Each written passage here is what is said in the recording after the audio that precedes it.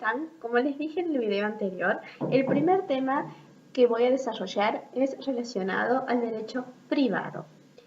Tenemos que marcar la diferencia entre el derecho privado y el derecho público. Podemos encontrar muchísimas definiciones en los manuales, pero vamos a dar una diferencia que no vamos a acordar porque va a ser muy simple. El derecho privado regula las relaciones entre los particulares, pero entre los particulares que se encuentran en un plano de igualdad. En cambio, el derecho público regula las relaciones entre el Estado y los particulares, o entre Estados entre sí, pero ahí nosotros no vamos a hablar, porque eso sería entrar en la rama del derecho internacional público, que no va a ser en este momento objeto de nuestro estudio. Vamos a hablar del derecho público interno, que regula las relaciones entre el Estado y los particulares. Entonces, el derecho privado regula las relaciones entre los particulares y el derecho público regula las relaciones entre el Estado y los particulares. El Estado no se encuentra en un plano de igualdad. El Estado está por arriba de nosotros, de los ciudadanos. Pero ojo con esto, no significa que no tenga límites. Cuando desarrollemos el derecho penal, vamos a ver que el Estado tiene límites en su derecho, en este poder que tiene sobre nosotros que somos los ciudadanos. Arrancando en el derecho privado, es muy importante establecer qué son los derechos personalísimos y qué son los actos personalísimos, temas muy importantes que fueron incorporados en el 2015, cuando fue la última modificación de nuestro Código Civil y Comercial. Los derechos personalísimos son aquellos derechos inherentes a la persona humana, son aquellos derechos que tenemos todos por el solo hecho de ser persona humana. El Código Civil y Comercial no nos da un orden, simplemente nos enumera cuáles son los derechos, pero nosotros los vamos a ordenar. Vamos a hablar de los derechos personalísimos, que hacen referencia a la parte espiritual de las personas, y los derechos personalísimos, que hacen referencia a la parte física. Con respecto a los derechos personalísimos, que hacen referencia a la parte espiritual, encontramos el derecho a la intimidad personal o familiar. Acá nosotros estamos hablando de este ámbito de privacidad, es decir, dentro de mi casa yo hago lo que quiero. Es el principio de privacidad que también está consagrado en el artículo 19 de la Constitución Nacional. Eso no significa que no tengamos límites. Por supuesto que va a haber límites siempre y cuando no lesiones a terceros. También encontramos dentro de la parte espiritual el derecho a la honra o reputación. Mucho cuidado con esto, porque en el código nos habla de honra o reputación y no es lo mismo.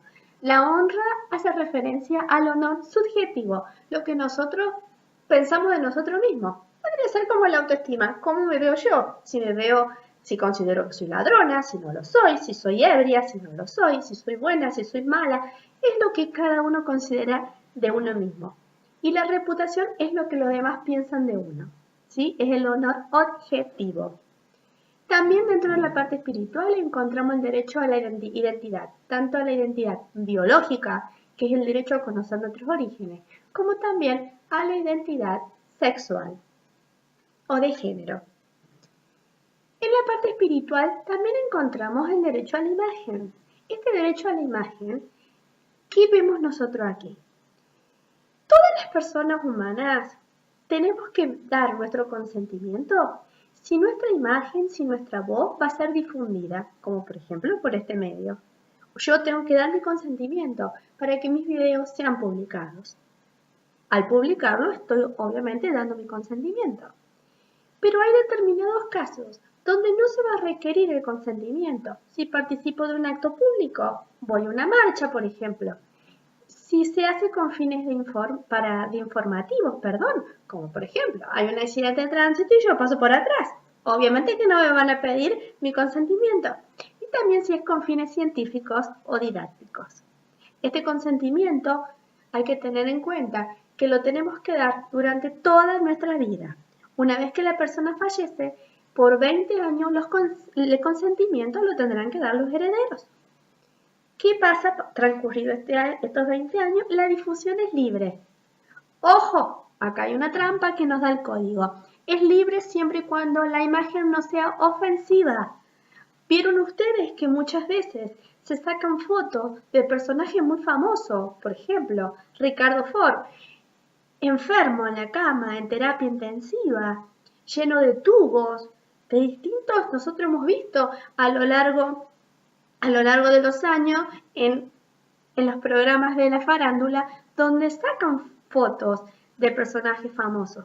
Esas fotos, si esta persona está en una cama de hospital, si esta persona está en terapia, si esta persona está siendo sometida a un determinado tratamiento, esa imagen va a ser considerada ofensiva. Y por más que hayan transcurrido 20 años de la muerte, igual se va a requerir el consentimiento de los herederos. ¿Sí? Y con respecto a los derechos personalísimos que hacen referencia a la parte física, tenemos el derecho principal, el derecho básico que tenemos todas las personas humanas, que es el derecho a la vida. El derecho a la vida no está expresamente consagrado en ningún artículo de nuestra Constitución, pero sí proviene del derecho natural, que ya vamos a ver en algún video, vamos a hacer referencia a este derecho anterior a cualquier otro. Tenemos también consagrado en los distintos tratados con jerarquía constitucional. Este es el derecho a la vida y también tenemos el derecho a nuestra integridad física. Nadie puede poner en juego nuestra integridad física.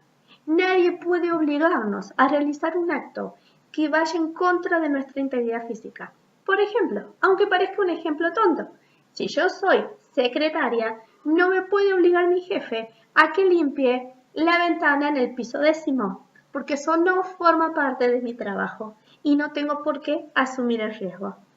Bueno, en el próximo video veremos cuáles son los actos personalísimos y cuáles fueron los que se incorporaron en el Código Civil y Comercial.